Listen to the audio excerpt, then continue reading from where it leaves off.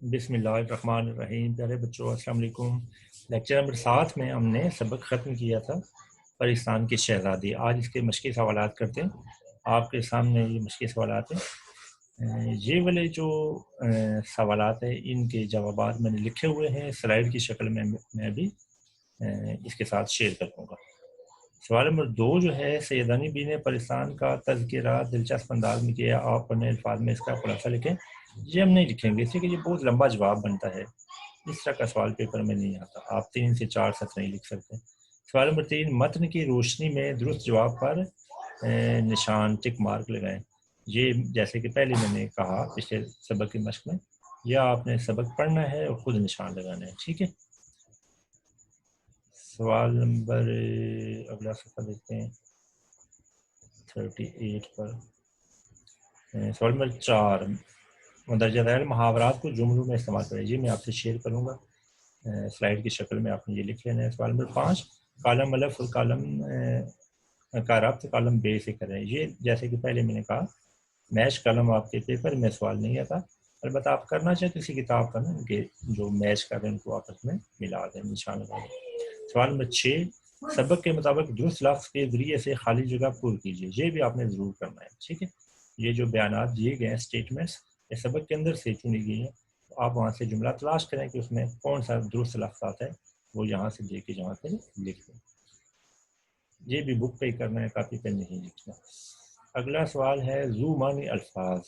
یہ سمجھ لیں، ادھر سے میں آپ کے لیے اس کی وضاحت کر دیتا ہوں۔ جو سلائیڈ ہے اس میں میں نے ان میں جو ذو معنی الفاظ آ رہے ہیں ان کو الگ کر کے ان کے معنی لکھے ہیں، ٹھیک ہے۔ یہاں سے پہلے آپ سن لیں۔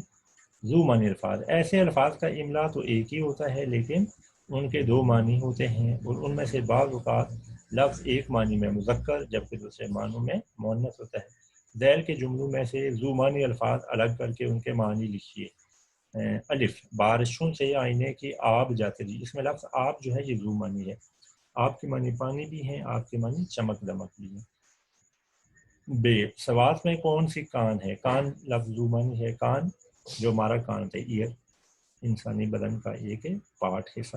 دوسری کان معدنیات کی کان، مائن، جہاں سے کوئلہ، نمک، دوسری چیزیں نکلتی ہیں۔ جیم، بادشاہ بیگم کے حکم پر شہزادی کے کپڑوں کے لیے تھان پہ تھان آنے لگے۔ لفظ تھان ذو معنی ہے، تھان کا ایک مطلب یہی کپڑے کا تھان، دوسرا معنی ہے کسی جانور کے باندھنے کی جگہ۔ دال، حق بات کہنے کی پاداش میں وہ دار پر جڑ گیا۔ دار لفظ ذو معنی ہے، دار کے ایک معنی یہاں جو ہیں وہ ہے پھانسی کا پھندا، دوسرا معنی ہوتا ہے اس کے گھر ہے۔ جہاں چاہ وہاں راہ، لفظ چاہ جو ہے ذو معنی ہے، یہاں چاہ کے جو معنی ہیں وہ ہیں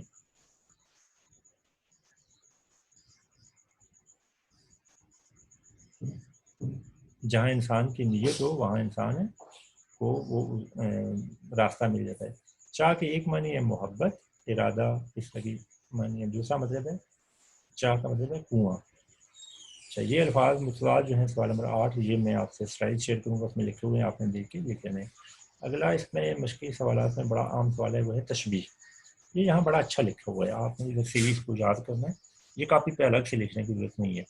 علم بیان کی اصطلاح میں کسی چیز کو خاص وصف کی وجہ سے کسی دوسری چیز کی مانند قرار دینا تشبیہ کہلاتا ہے۔ جیسے نمبر 1، پانی برف کی طرح ٹھنڈا ہے۔ نمبر 2، سہیب شیر کی مانند دلیر ہے۔ اس میں 2 باتوں کا خیال رکھنا پڑتا ہے، جب ایک چیز کو دوسری چیز سے تشبیہ دی جائے تو دونوں میں کسی مشترک وصف کا پایا جانا ضروری ہے۔ دوسرا یہ کہ جس چیز سے تشبیہ دی جائے اس میں یہ خوبی یا وصف زیادہ ہو۔ تشبیہ کے 5 ارکان ہیں۔ نمبر 1، مشبہ۔ مشبہ کیا ہوتا ہے؟ جس چیز کو دوسری چیز جیسا کہا جائے۔ نمبر 2، مشبہ بہی، جس چیز سے تشبیہ دی جائے۔ نمبر 3، وجہ شبہ، وہ مشترک صفت جس کی وجہ سے ایک چیز کو دوسری چیز جیسا کہا جاتا ہے۔ اگلا صفحہ دیکھیں، صفحہ نمبر 40، اس میں باقی ہے۔ نمبر 4، غرض تشبیہ، جس مقصد کے لیے تشبیہ دی جاتی ہے۔ نمبر 5، حرف تشبیہ، وہ الفاظ یا حروف جو تشبیہ دینے کے لیے استعمال کرتے ہیں، مثلا طرح، مانند، جیسا، جیسی، سا وغیرہ۔ اوپر دی گئی 2 مثالوں کے ارکان اس طرح ہیں۔ مشبہ کیا ہے؟ پانی، مشبہ بہی برف ہے، وجہ شبہ ٹھنڈک، غرض تشبیہ ٹھنڈا پن ظاہر کرنا، حرف تشبیہ طرح، یعنی وہ جو پہلا جملہ ہے نا کہ پانی برف کی طرح ٹھنڈا ہے، اس کی یہ اس انداز کے دوسرے میں سہیب مشبہ ہے، مشبہ بہی کیا ہے؟ شیر ہے، وجہ شبہ کیا ہے؟ بہادری، یعنی دونوں میں مشترک خوبی کیا ہے؟ بہادری۔ غرض تشبیہ یعنی کیوں دی ہے؟ بہادری ظاہر کرنا ہے۔ کس کی بہادری؟ کہ سہیب دلیر ہے، اور حرف تشبیہ میں کیا تھا؟ ماند۔ تو یہ مشق یہاں ختم ہو گئی ہے۔ اب ہم یہ جو ہے سوال یہ ویسے ہے، ٹھیک ہے، یہ لکھنے والی نہیں۔ اب میں آپ کے ساتھ اس کی سلائیڈ شیئر کرتا ہوں، آپ سلائیڈ سے اتنا دیکھیے۔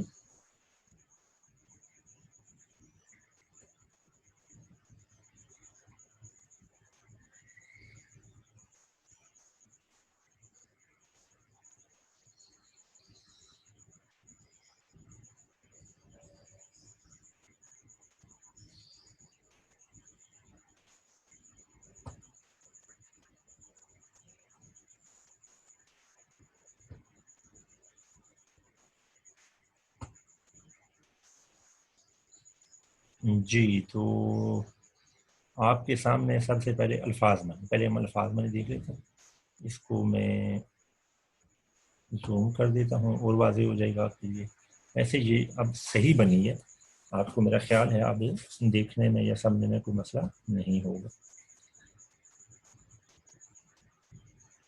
فلسطین کی شہزادی اشرف صبحی الفاظ بنی۔ دور دورہ کا مطلب ہے رواج یا چلن۔ یہ دیکھیں میں بھول ہی گیا ہوں، آپ نے نہیں بولا، یا لکھیں رواج یا چلن، کوئی ایک لفظ لکھیں۔ مغلانی کپڑے سینے والی، درزن بزا، شکل انداز، ٹکائی کپڑوں پر موتی لگانا، دھاک روب دبدبا، آنکھوں پر بٹھانا، بہت عزت کرنا، ہارے وقت مشکل وقت، مرہٹا گردی مرہٹوں کے حملے، اور آخری لفظ ہے عیب۔ عیب کے معنی ہوتے ہیں خامی، دیکھیں خرابی، خامی۔ اچھا جی، یہ دوسری سلائیڈ دیکھیں، اس کو بھی میں زوم کر دیتا ہوں۔ نگاہ موٹی ہونا، نظر کمزور ہونا، گرویدہ چاہنے والا، عاشق، بونٹ پلاؤ تازے ہرے چنے والا پلاؤ، جٹ پٹا شام کے وقت سورج غروب ہونے کا وقت، بھاون پسند مرضی، کلیجہ دھک سے ہو گیا ڈرنا خوفانا، کہار ڈولی اٹھانے والے مزدور، بے چاکی شکل عجیب بے ڈنگی شکل، مہین باریک پتلی، چہلیں کرتی ہنسی مذاق کرتی، آہلی گالی خوش خوش، نیلم زمرد پخراج مختلف رنگوں کے خوبصورت پتھر قیمتی پتھر، یہ مختلف ہیں، ٹھیک ہے، ایک نہیں سامنے۔ بلور شفاف شیشہ، نمگیرے ایسا کپڑا جو سائی کے لیے لٹکایا جائے، پوشاک قیمتی لباس۔ اگلی سلائیڈ پر جاتے ہیں۔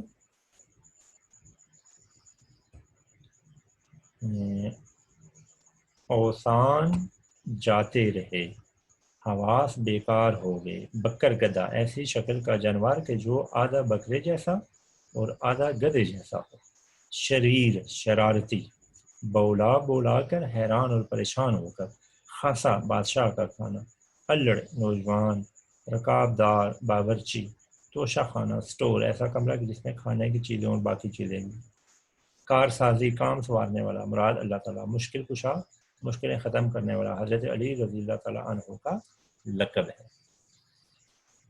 اگلی سلائیڈ دیکھیں۔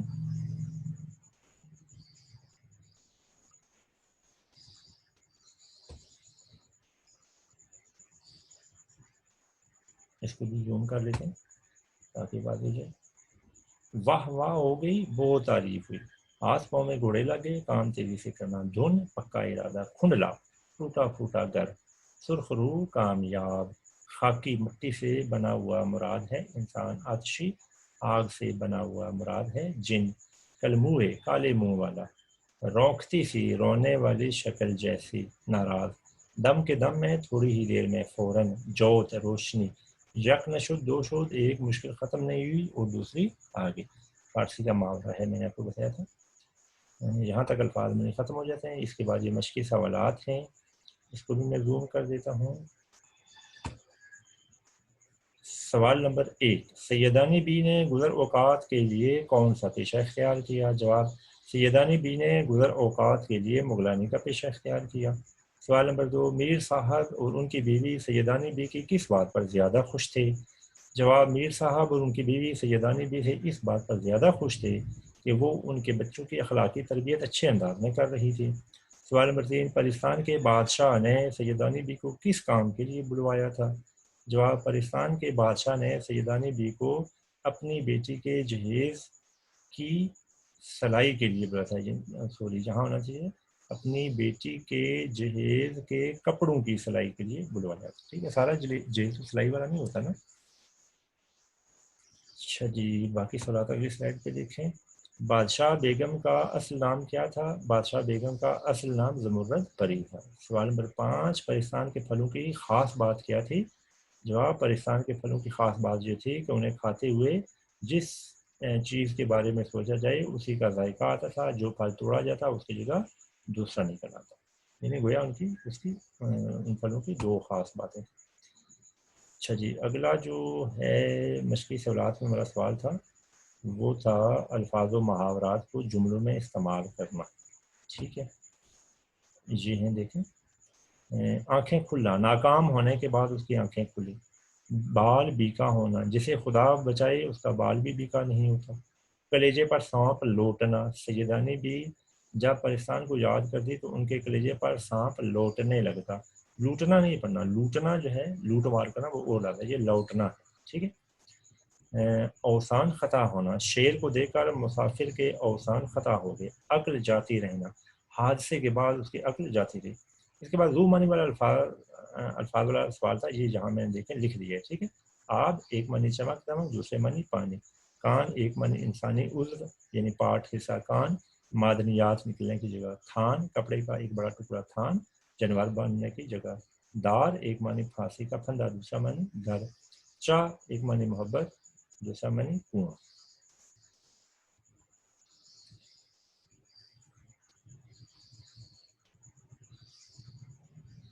اچھا جی، اس کے بعد تھا سوال ہے الفاظ متضاد والا۔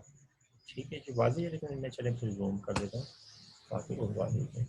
لطیف متضاد مطلب ہے الٹے معنی لیں گے۔ لطیف کثیف، شب روز، خشک تر، جفت تاک، شیریں تلخ، نشیب فراز، تریاک زہر۔ تو یہ ہمارے مشقی سوالات ہو گئے جو کہ ہمارا جو سبق تھا نا پاکستان کی شہزادی اس میں سے تھے۔ اب ہم دوبارہ حصہ نظم کی طرف جاتے ہیں۔ سلیبس بریک ڈاؤن کے مطابق ہمیں حصہ نظم میں سے فاطمہ بنت عبداللہ پڑھنا چاہیے۔ ٹھیک ہے، چلیے ہم اس کی طرف چلتے ہیں۔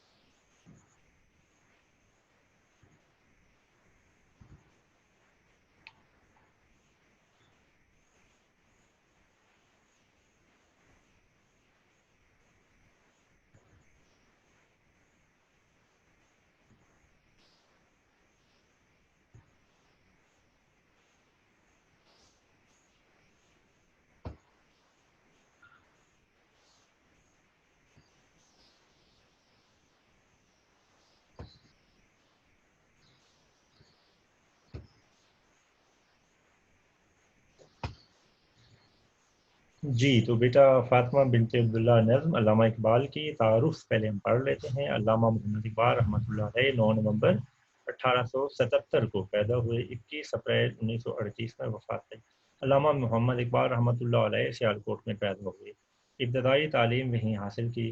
انٹر اسکاچ مشن کالج سے کرنے کے بعد گورنمنٹ کالج لاہور سے BA اور MA کیا۔ پنجاب یونیورسٹی لاہور میں کچھ عرصہ ملازمت کرنے کے بعد انگلستان چلے گئے۔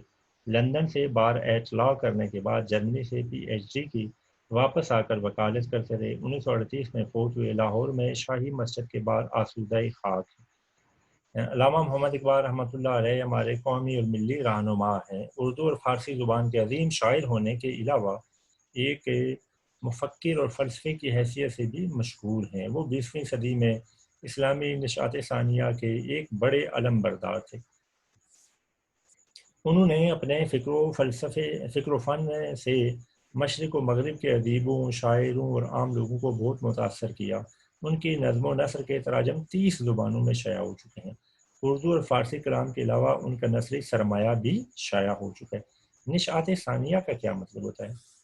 نشاط ثانیہ کا مطلب ہے ایسی کوئی تحریک، ایسا کوئی خیال کہ جو ایک طرح سے مردہ ہو چکا ہو، لوگ اسے بھول چکے ہیں، اس کو دوبارہ زندہ کرنا۔ ٹھیک ہے، اسے نشاط ثانیہ کہتے ہیں۔ اقبال کی تصانیف میں علم الاقتصاد، یہ ان کی نثری کتاب ہے۔ مکاتیب اقبال، اس میں ان کے خطوط ہیں، یہ بھی نثری اقبال ہے۔ انوار اقبال، یہ بھی ان کی تقریروں اور بیانات کا مجموعہ، یہ بھی نثری کتاب ہے۔ خطبات اقبال، اس میں بھی ان کے خطبات ہیں، یہ بھی نثری کتاب ہے۔ فارسی شعری مجموعے اسرار و رموز، اسرار خودی الگ ہے، رموز بھی خودی الگ ہے، یہ اسرار و رموز سے کہا جاتا ہے۔ پیام مشرق، زبور عجم، جاوید نامہ، پس باید کرد اے اقوام شرق، اور اردو مجموعہ ہائے کلام میں بانگ درا، بال جبریل، ضرب کلیم اور ارمغان حجاز، اس میں فارسی کلام بھی شامل ہے، متعدد مرتبہ شائع ہو چکے ہیں۔ اقبال رحمۃ اللہ علیہ کے خطوط کے مختلف مجموعے شائع ہوئے ہیں۔ ان میں کلیات مکاتیب اقبال جو بھارت سے 5 جلدوں میں شائع ہوا ہے، زیادہ عام ہے۔ یہ بھارت کے ایک بڑے ریسرچ اسکالر تھے، انہوں نے یہ مجموعہ مرتب کیا تھا۔ اب یہ پاکستان سے بھی شائع ہو گئے۔ بک شو روم کارنر جلم کا ایک مشہور پبلشر ہے، اس نے یہ شائع کر دیا۔ یہ بہت ضخیم قسم کی 5 جلدیں، موٹی موٹی جیسے ڈکشنری ہوتی ہے، چونکہ اقبال کو بہت زیادہ لوگ خط لکھتے تھے۔ اب ہم نظم کی طرف جاتے ہیں۔ فاطمہ بنت عبداللہ، اچھا اس کے شروع میں یہ دیکھیں لکھا ہوا نیچے بریکٹ میں، عرب لڑکی جو طرابلس کی جنگ میں غازیوں کو پانی پلاتے ہوئے شہید ہوئی۔ اچھا یہ واقعہ پہلی جنگ عظیم کے دوران کا ہے، ٹھیک ہے، پہلی جنگ عظیم ہوئی ہے 1914 میں شروع ہوئی ہے اور 1919 میں ختم ہوئی ہے۔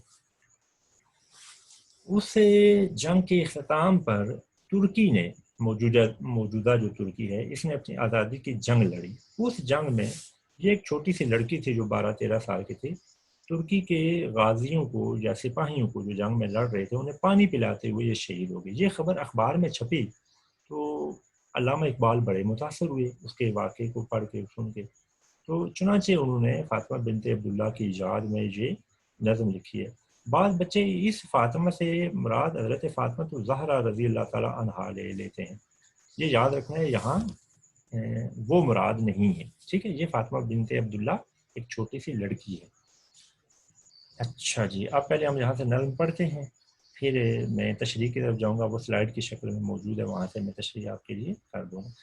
فاطمہ تو آبروئے امت مرحوم ہے، ذرہ ذرہ تیری مشت خاک کا معصوم ہے، یہ سعادت حور صحرائی تیری قسمت میں تھی، غازیان دی کی سکائی تیری قسمت میں تھی، یہ جہاد اللہ کے رستے میں بے تیغ و سپر، ہے جسارت آفری شوق شہادت کس قدر، یہ کلی بھی اس گلستان خزاں منظر میں تھی، ایسی چنگاری بھی یارب اپنی خاکستر میں تھی، اپنے صحرا میں بہت آہو ابھی پوشیدہ ہیں، بجلیاں برسے ہوئے بادل میں بھی خوابیدہ ہیں، فاطمہ وہ شبنم افشاں آنکھ تیرے غم میں ہے، نغمہ عشرت بھی اپنے نالائے ماتم میں ہے، رقص تیری خاک کا کتنا نشاط انگیز ہے، ذرہ ذرہ زندگی کے سوز سے لبریز ہے کوئی ہنگامہ تیری تربت خاموش میں، پل رہی ہے ایک قوم تازہ اس آغوش میں، تازہ انجم کا فضائے آسماں میں ہے ظہور، دیدائے انسان سے نامحرم ہے جن کی موج نور، جن کی تابانی میں انداز کہن بھی نو بھی ہے، اور تیرے کوکب تقدیر کا پرتو بھی۔ کلیات اقبال اردو، ویسے جو اقبال کا جو مجموعہ ہے بانگ درا اس میں ہے، کلیات کہتے ہیں جس میں کسی شاعر کی یا کسی ادیب کی ساری کتابیں جمع ہوں، کل کی جمع کلیات ہیں، کل سے کلیات بنے نا۔ اب ہم سلائیڈ کی طرف جاتے ہیں۔ سلائیڈ میں سے پہلے میں الفاظ معنی آپ کے لیے اس کو پڑھتا ہوں، پھر ہم اس کی تشریح بھی جو سلائیڈ میں نے آپ کے لیے بنائی ہے وہاں سے میں آپ کے لیے پڑھتا ہوں، ٹھیک ہے؟ وہ پھر آپ نے سارے اپنی نیٹ کاپی پہ لکھ لینے ہیں۔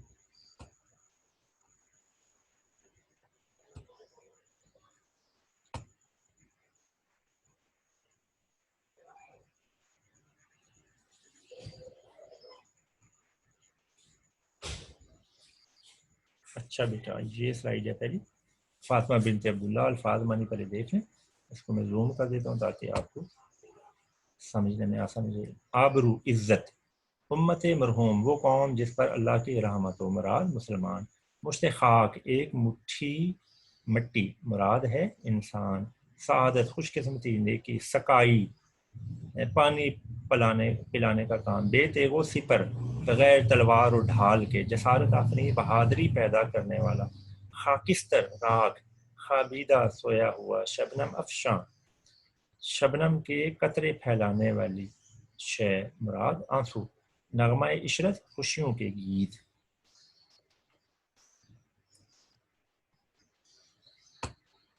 اگلی سلائیڈ دیکھیں، اس میں بھی الفاظ مانی ہے۔ نالائے ماتم رونے کی آواز ہے، نشاط انگیز خوشی بڑھانے والا، سوز درد، لبریز بھرا ہوا پر، تربت قبر، تابانی چمک دمک روشنی، انداز کہن پرانا طریقہ، کوکب ستارہ، پرتو جھلک عکس۔ یہ اس کے الفاظ مانی ہوگی بیٹا۔ اب اس کے اشعار کی تشریح، ٹھیک ہے؟ ادھر سے ہم نے شعر پڑھے ابھی آپ کے سامنے، یہ آپ نے نا جب کاپی پر لکھیں تو یہاں نا شعر نمبر 1 سے پہلے آپ نے شعر لکھنا ہے، ٹھیک ہے؟ پھر شعر کی تشریح لکھنی ہے۔ اے فاطمہ تو اس قوم کی عزت ہے جس پر خدا نے اپنی رحمت کر رکھی ہے، ذرہ ذرہ تیری ذات کا معصوم ہے، تو ہر برائی سے پاک ہے۔ فاطمہ بنت عبداللہ نے چونکہ مسلمان مجاہدوں کو پانی پلاتے ہوئے شہادت حاصل کی تھی، اس لیے شاعر نے اسے ملت اسلامیہ کی عزت قرار دیا ہے۔ حضور نبی اکرم صلی اللہ علیہ وآلہ وسلم کی رحمت کے طفیل اللہ تعالیٰ نے آپ کی امت پر یہ رحمت نازل فرمائی کہ کوئی ایسا عذاب نازل نہیں ہوتا جس کی وجہ سے ساری امت ختم ہو جائے، اس لیے سے امت مرحومہ کہا جاتا ہے۔ مرحومہ کا مطلب مرا ہوا نہیں ہے، یہ عربی کا لفظ ہے۔ مرحومہ کا مطلب ہے جس پر رحمت نازل کی گئی ہے۔ یہ قرآن مجید میں آیت ہے، ٹھیک ہے، کہ اللہ تعالیٰ نے فرمایا ہے کہ اے میرے نبی جب تک آپ ان میں ہیں میں ان پر کوئی عذاب نازل نہیں کروں گا، اس لیے امت مرحومہ قرار دیا جاتا ہے کسے؟ مسلمان امت کو۔ شعر نمبر 2، اے صحرا کی حور یہ خوش قسمتی تیری ہی تھی کہ تو نے دین کے غازیوں کو پانی پلانے کی سعادت حاصل کی۔ فاطمہ بنت عبداللہ اسلامی فوج کے سپاہیوں کو پانی پلاتے شہید ہو گئی تھی۔ جس طرح مجاہد کو اللہ تعالیٰ پچھلی سلائی پہ ہونا چاہیے، جس طرح مجاہد کو اللہ تعالیٰ بڑا اجر و ثواب عطا فرمائے گا، اسی طرح مجاہدوں کی مدد کرنے والے کو بھی بڑا عمدہ بدلہ دیا جائے۔ فاطمہ بنت عبداللہ نے اپنی عمر کے مطابق بہت عمدہ طریقے سے مجاہدوں کی مدد کی تھی، اس لیے اس کی یہ خدمت ایک خوش بختی سے کم نہیں۔ یہ علامہ اقبال نے یہی کہا ہے نا کہ جو اس کی خوش قسمتی ہے کہ اس نے مسلمان مجاہدوں کو غازیوں کو پانی پلایا۔ شعر نمبر 3، اللہ کے راستے میں بغیر تلوار و ڈھال کے یہ جہاد کیسا جرت مندانہ کارنامہ ہے، شہادت حاصل کرنے کا یہ جذبہ کیسا دلیرانہ انداز ہے. فاطمہ بنت عبداللہ کے جذبے کی تعریف کرتے ہوئے علامہ اقبال کہتے ہیں کہ یہ بھی جہادی کا جذبہ تھا کہ وہ بغیر ہتھیاروں کے میدان جنگ میں کود پڑی. اس کے اس دلیرانہ انداز نے دوسروں میں بھی غیرت اور بہادری کے جذبات کو جگا دیا. اقبال نے ایک اور مقام پر مسلمان مجاہد کی شان بیان کرتے ہوئے یوں کہا: کافر ہو تو کرتا ہے شمشیر پہ بھروسہ، مومن ہو تو بے تیغ بھی لڑتا ہے سپاہی. ٹھیک ہے، گویا یہ اقبال کے نزدیک مسلمان ہے جو مجاہد کی شان یہ ہے کہ وہ وسائل پر اعتبار نہیں کرتا، اللہ تعالیٰ کی ذات پر اعتبار کرتا ہے. وسیلہ جتنا بھی جو اس کے پاس ہو، یہ نہیں ہے کہ نا آپ تلوار لیے بغیر دشمن پر پل پڑیں، حملہ کر دیں. مطلب جو اللہ تعالیٰ نے آپ کو دیا ہوا ہے وسیلہ، وہ اختیار کریں. لیکن اصل جو ہے وہ یہ ہے کہ آپ اللہ تعالیٰ کی ذات پر اعتماد کریں، بھروسہ رکھیں اور پھر دشمن کا مقابلہ کریں. تو فاطمہ بنت عبداللہ نے کیا کیا تھا؟ ایسا ہی بغیر تیر تلوار کے میدان جنگ میں چلی گئی. حالانکہ اس کو ڈرنا چاہیے تھا کہ میں تو ماری بھی جا سکتی ہوں، لیکن اس کے ذہن میں یا دل میں خوف نہیں آیا. گویا فاطمہ بنت عبداللہ میں یہی جذبہ پایا جاتا ہے. شعر نمبر 4: ہمارا یہ باغ جس میں ہر طرف خزاں کا منظر، خزاں ہر طرف خزاں کا منظر نظر آتا ہے، اس میں ایسی کلی بھی چھپی ہوئی تھی. یا ہمارے رب، ہماری راکھ میں ایسی چنگاری بھی موجود تھی.